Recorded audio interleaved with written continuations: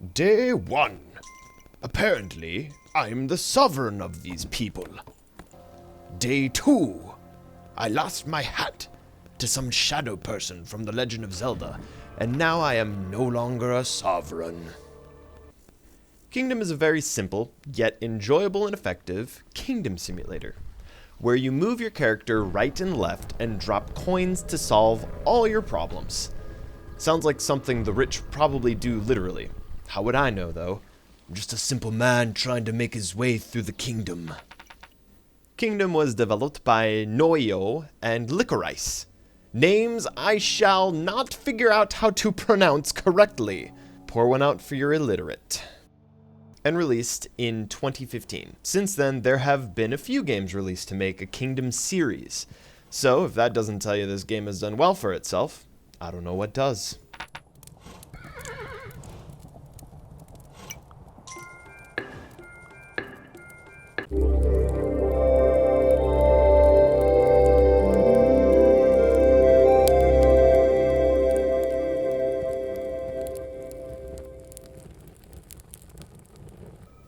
I love indie games where you jump right in and get straight to the point. Zero dialogue, just a 4-step tutorial, drop a coin to recruit, drop a coin to build, wait for the hammer guy to build the thing. Your goal is to make your kingdom safe from the shadow people / creatures that come at night.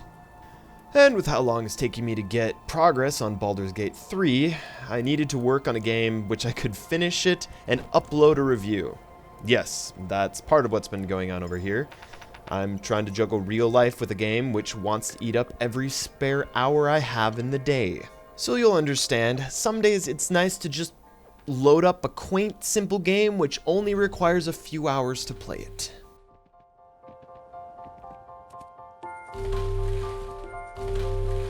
There was a little bit of a learning curve I needed to figure out in Kingdom. My first instinct was naturally to build all the things and clear out every single tree the eye can see.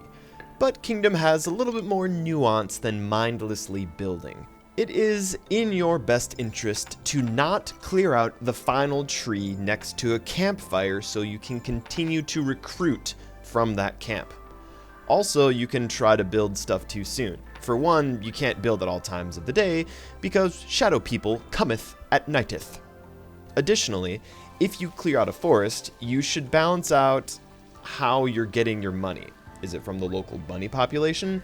Then maybe wait for the land to regrow. If you start slapping down walls and towers, the grass won't grow back. Speaking of towers, they're nearly worthless. If you set up too many towers, you will dilute your archer population, and they sit in a tower in the middle of your land and don't do anything in the late game. Honestly, I've had more success with setting up backup walls than having backup towers. My preferred setup was to hire as many archers / hunters as possible, fortify a wall, and have a tower behind it. That's it. With that strategy alone, you can pretty much beat the entire game. To be fair, towards the end of my time playing Kingdom, I knew exactly what my strategy was going into the game, and would make some risky plays early on to try to maximize getting people recruited. If on the first day I know there's going to be only 1, 2, or 3 enemies coming after me, then I could just drop a coin and make them go away. While simultaneously, I can know I have an extra 4, sometimes 6 people coming back to my camp. I'll take that trade any day.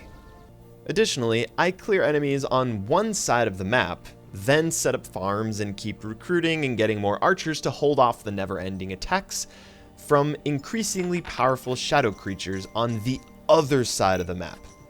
Once you clear one side, that side is safe, and you only need to worry about the other side. I've got to give credit where credit is due. When I first played through and discovered I was kinda stuck without necessary resources, I wasn't feeling particularly creative, so I looked up a video with advice on how to play. And the person who gets the credit for teaching me how to play was LawWon Gaming. I'll include a link to his tutorial, which will cover any other details you could possibly want to help you beat Kingdom.